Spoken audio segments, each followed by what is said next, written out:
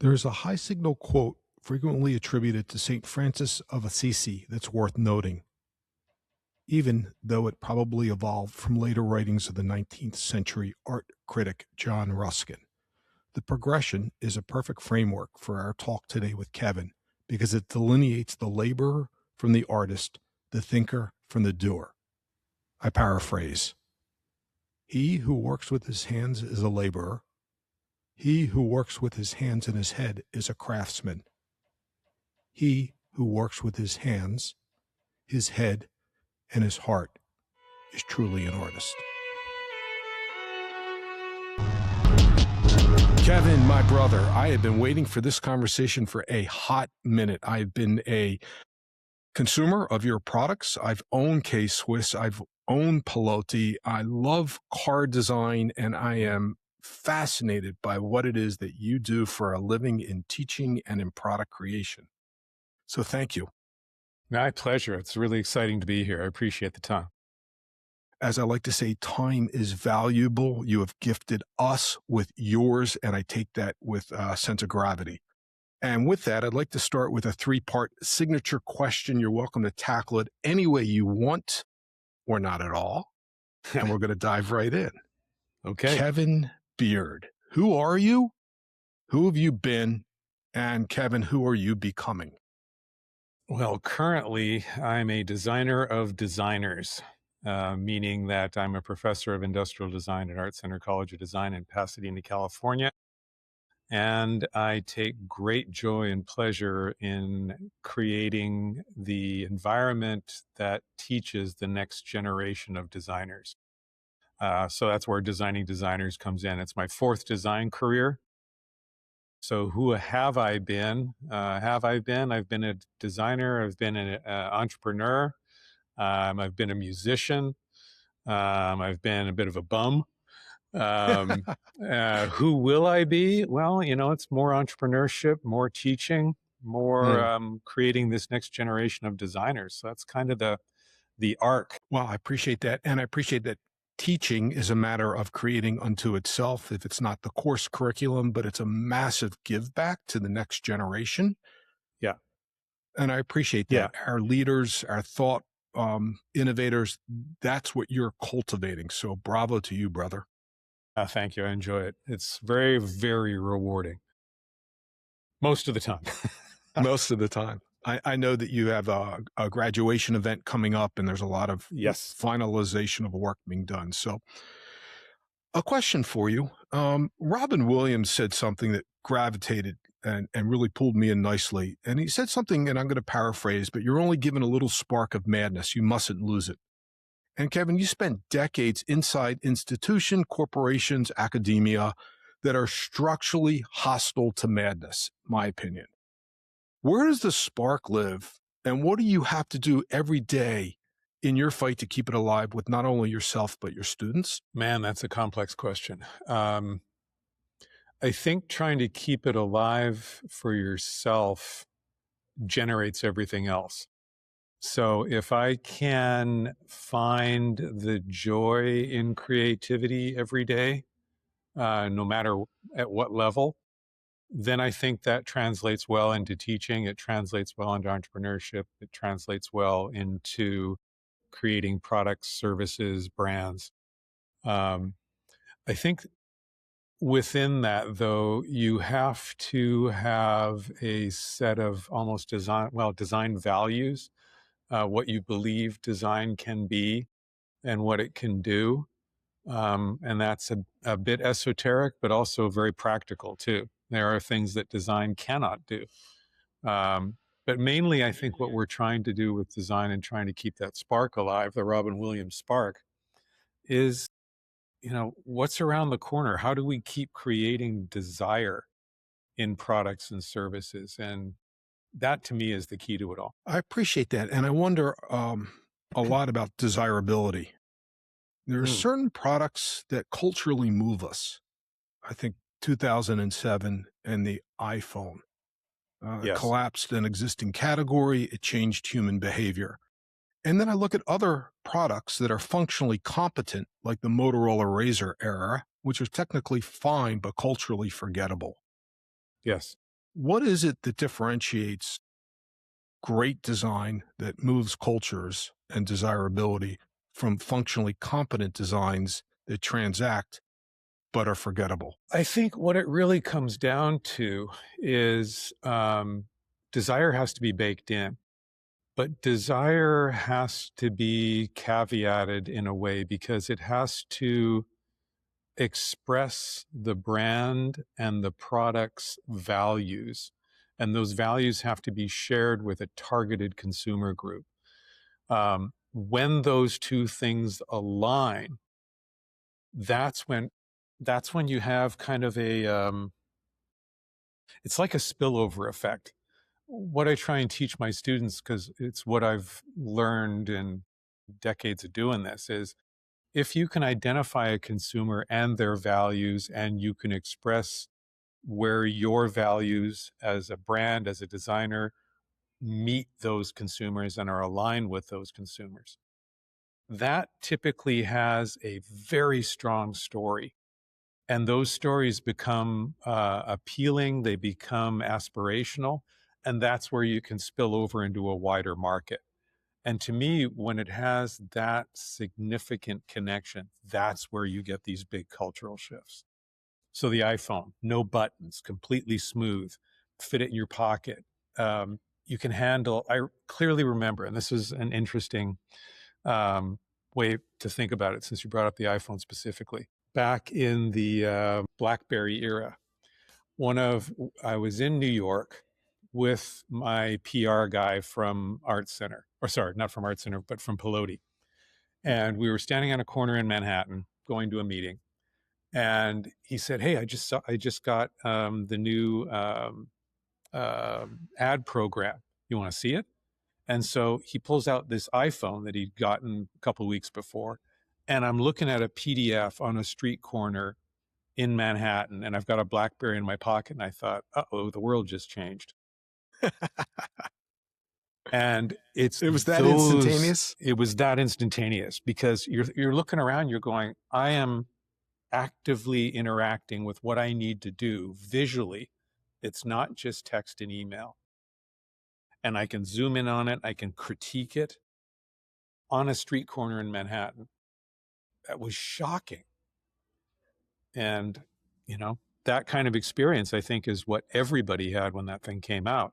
And that's what you're trying to aspire to, because it's that connection of, oh my God, I can do this. This is talking to me. This expresses the values that I have about needing to do design and critique design wherever I am. Game, set, match.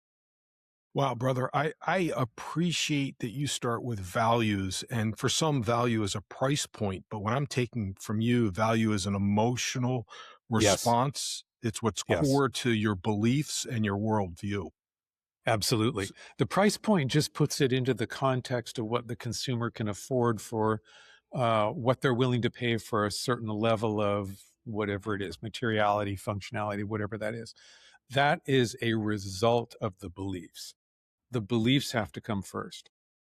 Okay, great. So you start with psychographics, where many brands start with demographics. So you're leaning into the what moves them, not the who am I trying to reach. Actually, I'm leaning more into the why. Why is this important? Why do we believe what we believe about certain products or services? That's that core tenet that that changes minds. Because if you believe in the why, so if you can get a brand or a product down to a very simple belief statement.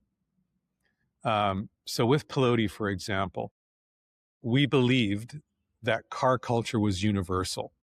And what I meant by that was, if you put a Ferrari driving banker from New York and a guy from Chicago with an Escalade and another guy from South LA with an import tuner car back in the day, and a guy with a lowrider from East LA in the same room, and shut the door, they have something birth to death to talk about. Demographics means nothing. Ethnicity means nothing. None of that matters except for car culture. And so by stating that belief simply and focusing on what that core culture, what that core essence believes and wants.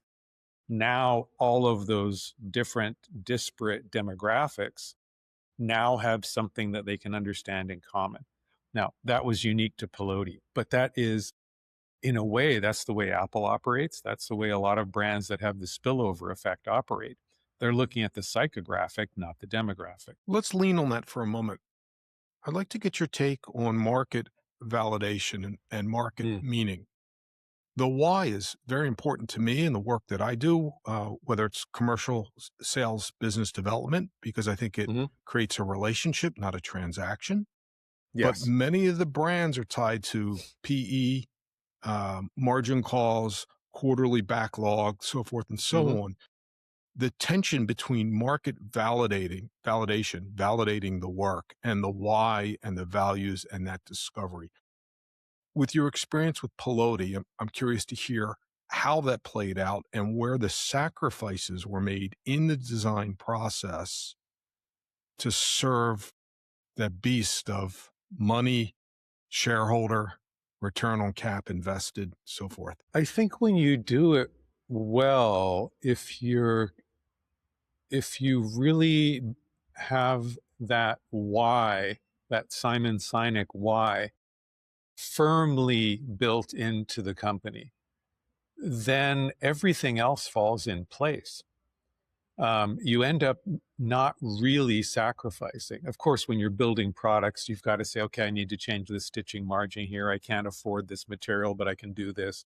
So there are some trade-offs, but it's trade-offs. It's not sacrifices. And those trade-offs need to be made in the context of what still fits in with the belief. Okay, so it is the guiding light regardless of what you need to do. It helps you make those decisions and adjudicate those trade-offs. So compromise is part of the process, but it's not the defining criteria. Correct. Okay, yes. So in your opinion, because we talked about culture being king, we talked about connectivity with the community, shared values. What has happened to Nike? I think Nike took their eye off the consumer. And I think that kind of started at the top when Phil Knight retired. And then when, what was his name? The chief of design. No, when Donahue came in, but the chief of design that retired, what was his name? Tinker Hatfield. When Tinker retired, and then Donahue came in from outside of the footwear industry entirely. So he wasn't a shoe dog. So he didn't have that belief in the athlete. He was just about do, re, mi, ones and zeros, very binary. Whereas Nike was always about, if you look at the Be Like Mike, the Just Do It, all of that was athlete focused. It was aspirational.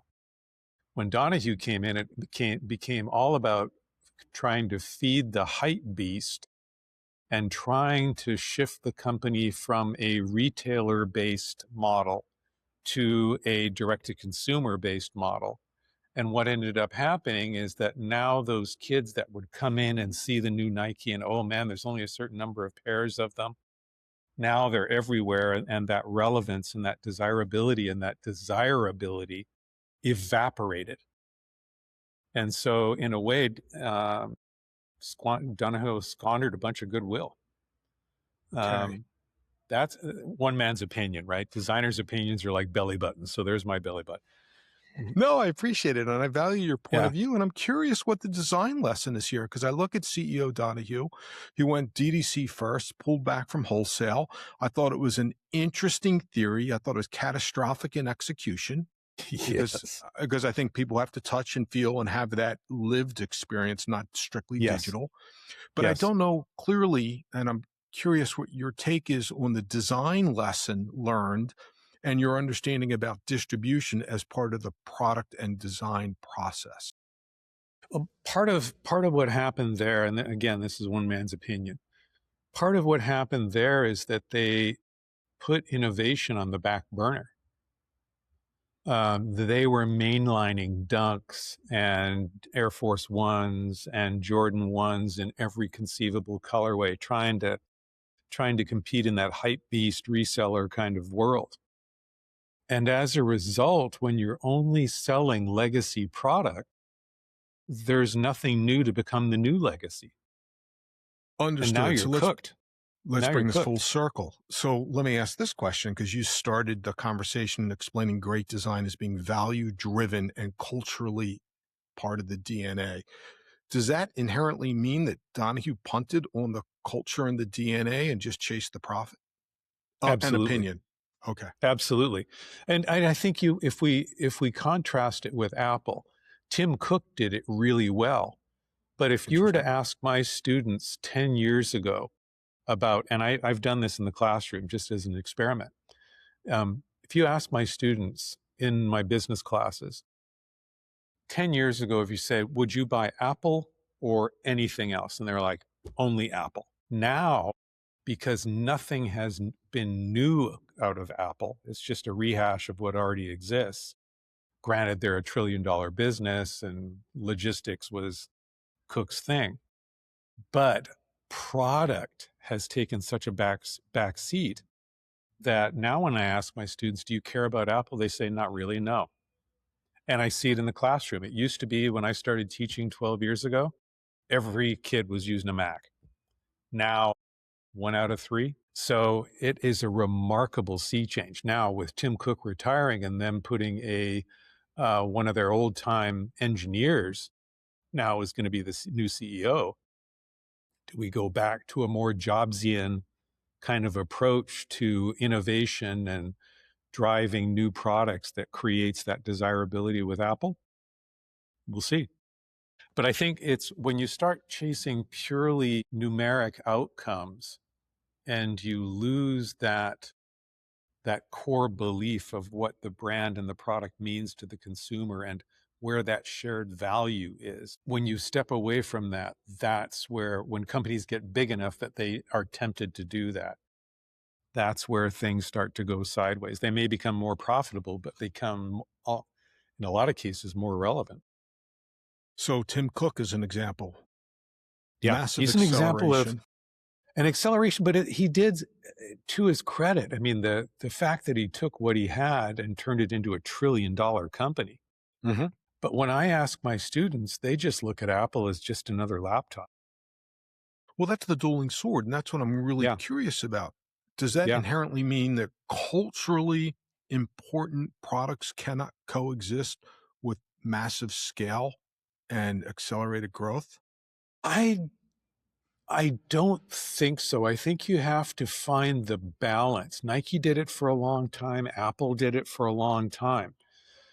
At one point, well, as you and I both remember from both our shoe dog histories, there was a time when if it had a swoosh on it, it would sell because it was aspirational. Aspirational. And everything, even at price point product, was desirable and cool and interesting and moving the language of footwear forward. Now it's just become this Me Too thing, and the same thing with Apple. It's I don't.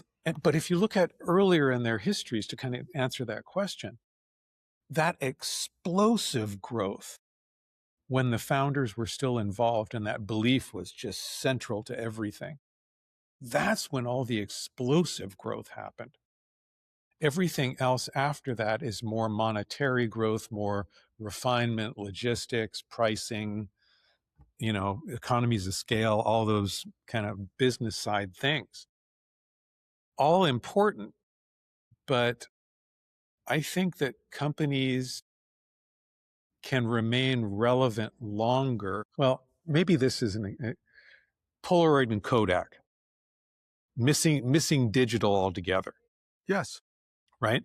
They believed in the image of film Yes. rather than them believing we are in the image and memory business. Whatever anything else needs to do, our core belief is we're going to provide you with the memories. So in that case, there's an example of them missing new technologies. In the Apple and Nike case, they started believing their own hype and took their eye off the product ball and didn't innovate, didn't satisfy the evolving belief intergenerationally of an ongoing and moving consumer target.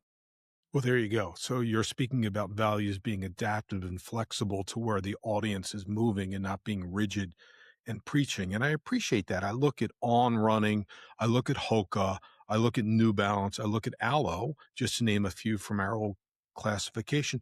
It doesn't impress me as outspending Nike. It does Oh, impress me with their growth that they out narrated them. And that tells me something about where brand power lives, yes. Yeah. Well, it which gets back to what you said earlier. It's a psychographic, not a demographic. If it's a psychographic, then you've got this long-lived um, reason to exist. so based on that, hypothetically speaking, conjecture, can Nike come back and what would remarkable look like for them? I think And they've got what a, has to happen? What has to happen in the room for that to happen, Kevin? I think it's complex. I think the first step that they've made to bring what's his name back from retirement. Tinker? No. The shoe dog that's now the CEO. Um, Elliot. Elliot, yes, bringing him back from retirement. That's the first step because he's a product guy. Mm. And I think you need to have a product guy that understands the core beliefs. The other thing about Nike that where they might struggle is that they've gotten so big they're very siloed, and you see this when you see Nike people go out into other companies. They know a great deal about what they know, but beyond that narrow band, they don't know everything they think they know. Um, and I think for Nike to be able to get their mojo back, they need to focus on product, focus on innovation, and eliminate the barriers between these silos in the company. I appreciate that. And I know that you spent some time with Peter Moore and that you spent some time with major brands and big thinkers and people that influence the footwear culture. So it comes with Yeah. an exclamation point. Let's pivot. Let's talk about Piloti. Yeah. Look at Jay Leno, Patrick Dempsey, world champion race drivers. In my opinion, you created a category and an opportunity for race, whether it's recreational or professional, to really reach not just style and fashion, but function.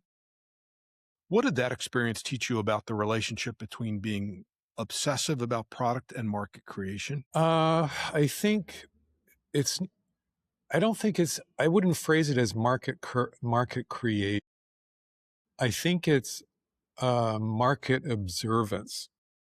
At the time that I started Piloti, that was the time when NASCAR was enormous, the rise of the Fast and Furious. I mean, this is the late 90s, right? Piloti launched at Christmas of 1999. And If I may interrupt, car, can you just explain Piloti, what it was for anyone that's listening that, yeah. Piloti was a motorsports athletic footwear company. thank you. And the idea behind Piloti was very simply that there was never anything that served car culture in its entirety. You either had the race boot kind of products, the Sparkos, the Simpsons of the world, and on the other side you had driving moccasins, the Todds of the world. Neither one of those can you really wear every day like you do with an athletic shoe. There's a certain consumer type that's kind of typecast with each one of those products. And so what I realized from years in the athletic business was there is a whole market for an athletic brand here that no one is addressing. And the idea behind it was simply that if we looked at motorsport, and I looked at motorsport the way that I looked at running shoe brands. So to be a legitimate running shoe brand, you either have to have a marathon shoe, a top marathon shoe, or ideally a sprint spike, 100-meter spike. Everything else flows from that authenticity. If you can win at a large level, then you can sell to consumers that just want something that they can wear on a daily basis. And that was the genesis of it. And so the idea behind the utility patent that I created was to create a footwear, and we were able to get the patent for driving and walking is on the patent, which is now expired. But it was driving and walking because the heel was completely spherical. So it mimicked your own heel. And we put cushioning behind your calcaneus, behind your heel bone. So it took out the vibration in the car. And so the proof of concept was with the first shoes. We came to market in Christmas in 99 with one shoe, the DTM, in two colorways. Both were Nomex lined, but they didn't have a rating from the FIA or the SFI at that point in time.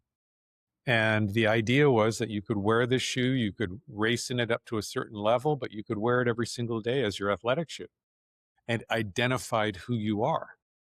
And so once we started getting them on drivers, Ron Fellows, Johnny O'Connell, Johnny famously, back when we started working with Johnny, he was driving for Team Corvette at Le Mans.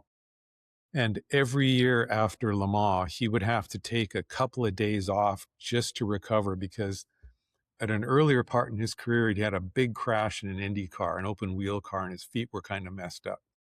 And so he'd have to take time to recover, because those early carbon brakes at the end of Malzahn, it was a 250-pound one-leg press to get him to heat up enough to go from 240 miles an hour in cold to 50 miles an hour from Malzahn Corner. So by the end of the race, his feet are cooked, his feet are sore, he can barely walk. When he started wearing Piloti, with the way that I designed them as athletic shoes, he was able to start his training regimen the next day with no pain. And so what I wanted to do, and what we wanted to do on the racing side, was take what I understood about biomechanics and cushioning, apply it to an in-car experience that increases your performance over time. And so that allowed the driver athlete, and I believe they were athletes, still do, to be able to compete at the highest level and yet continue with their training regimen the very next day. And so we took that story and applied that all the way down from $300 stuff made in Italy all the way down to a $75 price point that you can wear. You can go and do an autocross, you can go and do a canyon run, and you can wear it every day like your favorite sneaker. So it was kind of the Be Like Mike model. We have to have that technology that can serve the most elite of athletes, in this case, drivers. I didn't want to get into Formula One because that was a whole different thing. That's a pay to play, the Piranha Club. But, and you know, I'm a sports car guy. I'm an endurance racing guy. I love rallying.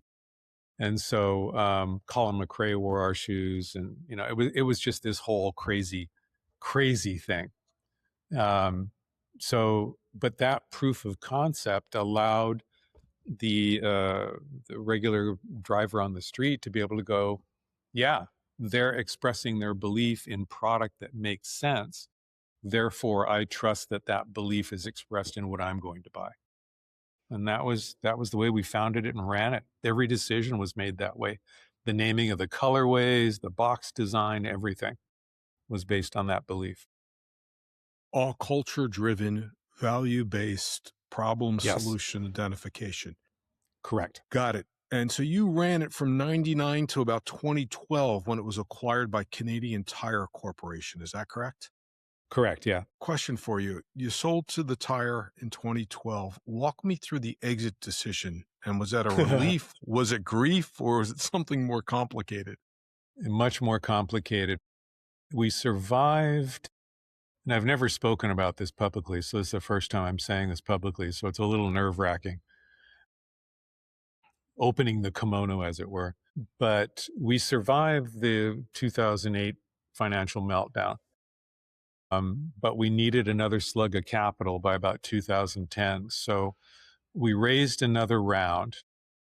from a guy, and I won't mention his name, but it turned out that he had an agenda. And friends of mine in the financial world called it a smash and grab after the event. And so he put money in, it was a kind of a layered investment. And it didn't work out. And he tried to force us out, tried to force the company into something that he could grab. And that's where I'd been talking with Canadian Tire, and they came along and acquired it. And we basically lost everything. My wife and I lost a lot. So yeah, it was brutal. Yeah. It wasn't by choice. Yeah, I'm sorry to hear that. And it's not uncommon. I work with growth stage entrepreneurs today, and we spend a lot of time dissecting angels versus sharks when we talk about money, and not all money's good money. But Correct. I come to the question not to revisit the pain, and I'm sorry you went through that, but more a matter of, does the spark of madness, of creativity and imagination dilute when the cash gets low, the urgency gets high, and you bring on venture capital and or a conglomerate for life support? If it's not the conglomerate, if it's just, hand to mouth, I think that's where you get more creative, because you have to. You really have to have that spark of madness, because Literally. you're doing things and taking risks that kind of might seem a little crazy to anyone who hasn't been through it. Um, well, I can give you an example. One of the guys that I met through the Piloti journey, a big collector, was the guy that bought Guitar Center stores when it was just one store. And he bought it from the guy that he worked for. And he blew it up and sold it hundreds of millions of dollars. And he would tell me that his most enjoyable times were when he was opening a store in Chicago, I think, if my memory serves, and he had no money to do it. And so he was repurposing things to create the shelving, to create the store, just kind of, okay, what's in the building that's already here that I can repaint and repurpose? Yes. And he said that was more creative, more exciting, more rewarding than the exit when he exited with $500 million. And so I think all entrepreneurs have that. You have to live on that spark. And even now, it took a while to kind of get over the whole Piloti debacle, but the spark is still there. And, looking forward to starting new things. And actually teaching has been really, really gratifying from that perspective, because you're installing the spark. You're looking in the student's eyes to see, okay, is this connecting? Is this connecting? Can I light a fire here? Yeah. That to me is just as enjoyable as anything else. Kevin, I want to lean forward and talk about what's next, but in a moment, I want to ask one last question about the Piloti experience, and not tactically. I want to ask a philosophical question. What did that experience teach you about yourself and about design? It reinforced everything that we've been talking about. It wasn't the design that failed. It wasn't the why that failed. It wasn't that connectivity with the consumer. It was the money side of it that with the long logistics lines, that was the most challenging thing, was the offshore making, because nothing existed in the US to be able to do short production runs. It was large production runs, long lead times, all of that. So for an entrepreneur that is kind of bootstrapping it, that's a tough ride. But it didn't kill the spark of creativity. It didn't kill the passion that our consumers had for the brand and the relevance to their lives. Don't forget, with footwear, and you know this very well, you're putting something on your body that is part of your self-identification. That is a critical and very honorable responsibility for any brand.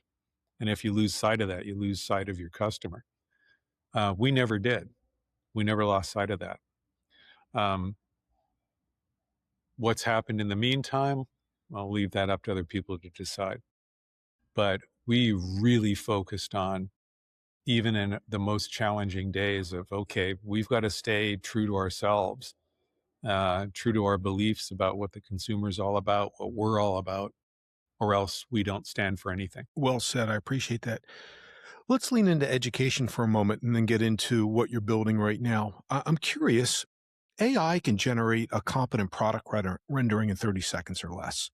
Mm-hmm. And your students spend hours getting there in that 30-second that automated and large language models are generating. What's going to become of the design skill and the design education as AI advances? And what will happen with the students that are being taught? Will they be a witness to what is emerging, or will they be an architect of what's to come?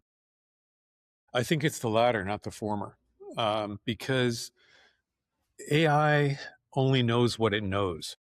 Large language models don't innovate. They're combinative, not innovative. So they can't make that intellectual leap.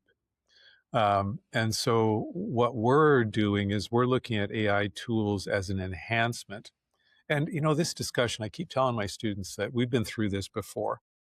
When I was an undergraduate was when, just shortly before, when Illustrator and Photoshop and those things came out, and that was going to democratize design, and graphic design and everything else was going to go out the window, and you could do it on your, proved to be the exact opposite. Yes. And so my suspicion is that it's going to be the same thing again. And already we're seeing the limitations of AI in design, because one of my students had an internship at a major footwear brand a few years ago, and they tried an experiment with an internal AI that only referenced the brand's internal designs over its entire history. And they said, management said, okay, we want to try doing a season where we're only using AI tools to create a season's worth of product. They didn't select a single one Mm. because everything looked like everything else. Yes.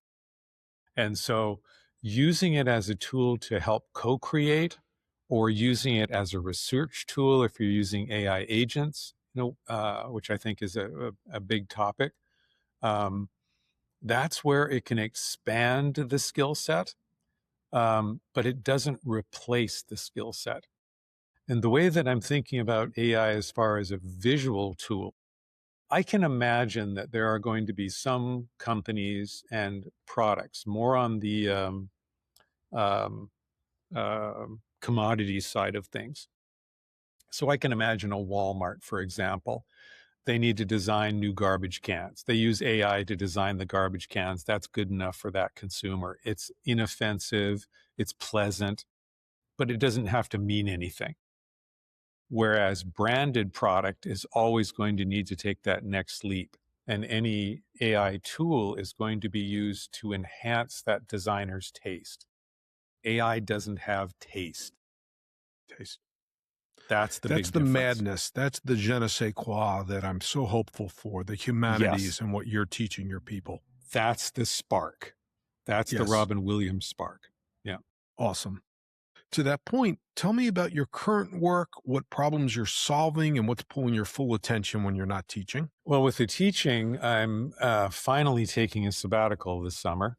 After 12 straight years of 3 terms a year teaching, I need to take a little time to create some stuff. But the joy of seeing, and a lot of my students stay in touch, and I ask them to come back in and guest critique classes and mentor younger students, and they all, almost without exception, step up and do that. So I've been very lucky to be at ArtCenter, which is my alma mater, and very lucky to have taught the students that I've taught, and to see them be successful, to see their shoes and products hit the market, to have them come back and guest critique my current students and share their knowledge with them and motivate them and mentor them, man, you can't ask for anything better than that. That's the ultimate in design, as far as I'm concerned. Fantastic. Kevin, we're coming to the close of the pod. Couple quick questions for you. You've described yourself as a designer, an entrepreneur, and an educator. In what order? And has that order ever shifted? Well, I think it has to. Like I said, I've had 4 design careers.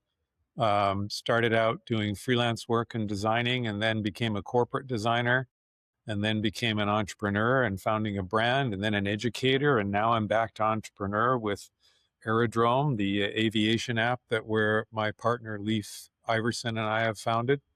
And I'm looking at some other things too over the summer on the footwear side as an experiment.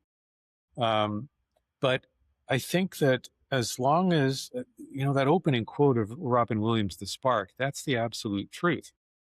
Without that, it just becomes a slog. And so I love doing what I'm doing. I love teaching.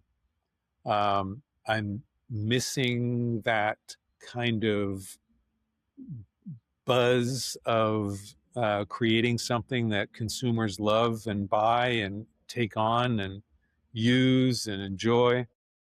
So I'm looking forward to bringing that back in. And what happens after that? I'm open to whatever opportunities are coming forward, because it's all just about design anyways. However I use it, it's still design. Awesome.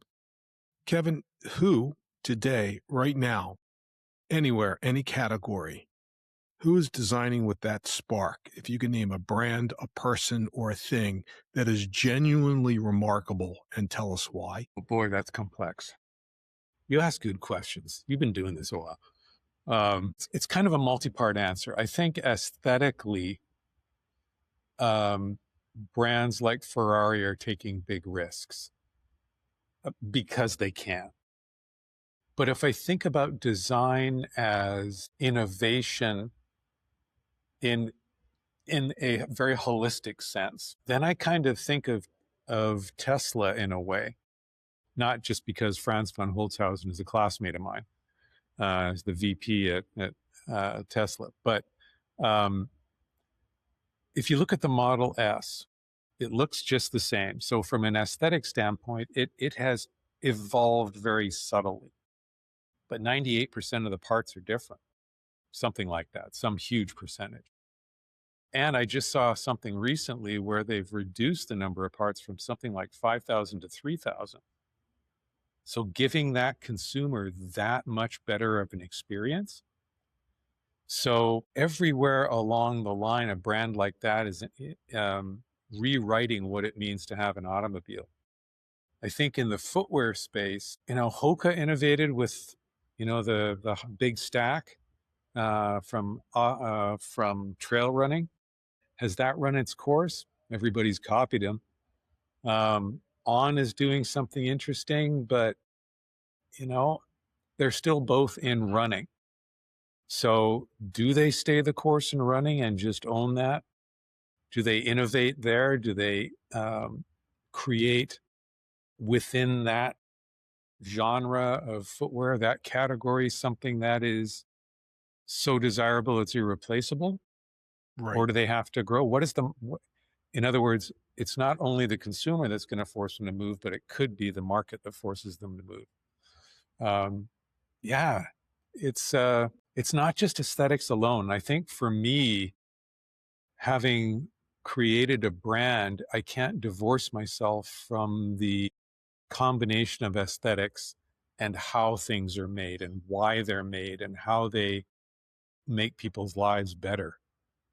So like I said, you ask tough questions, man. Well, I asked because my gas tank's on empty. I need this nourishment. I look at the market for inspiration, whether it's Steve Jobs and the creativity in the ad campaigns and the products that are dropped, or I look at phase change material and textiles, or I look at Mm-hmm. seamless uppers and running shoes. And Mm-hmm. it was like the hits just kept coming where I was Oakley back in the day when Gennard Mm-hmm. was running the place. I was Mm-hmm. inspired every season.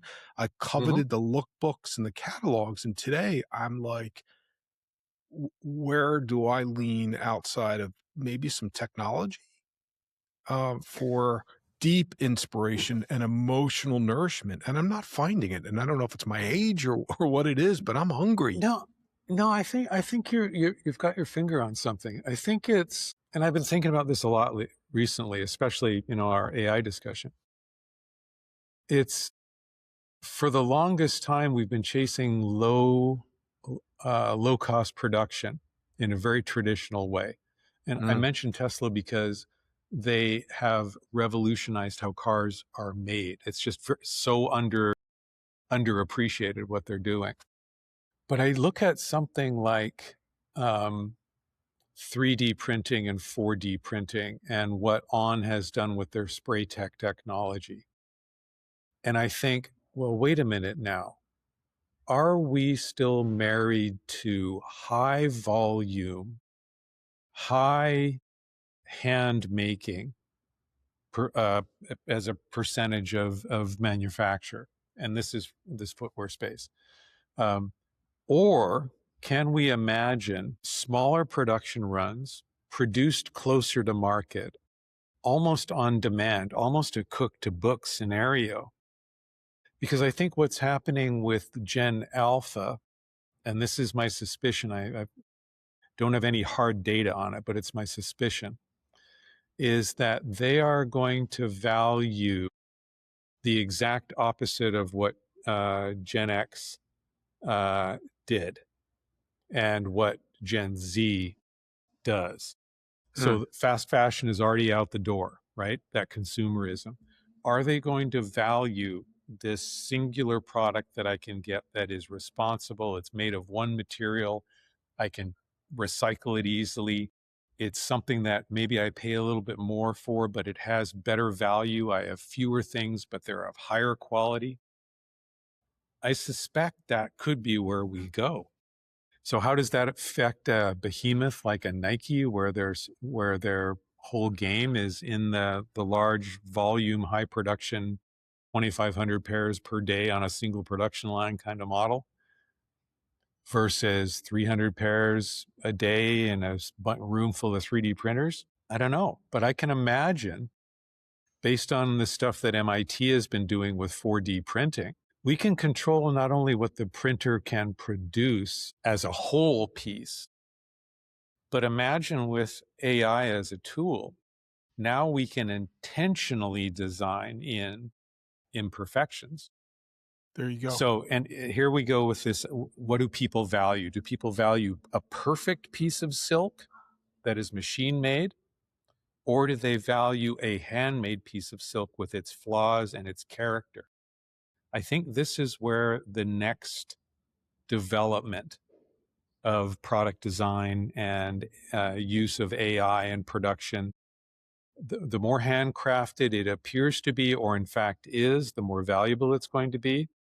If it has long life, if it has a reason to be, if it has an identification with the consumer, again, getting back to that why, I think this is the era that we're moving into more and more.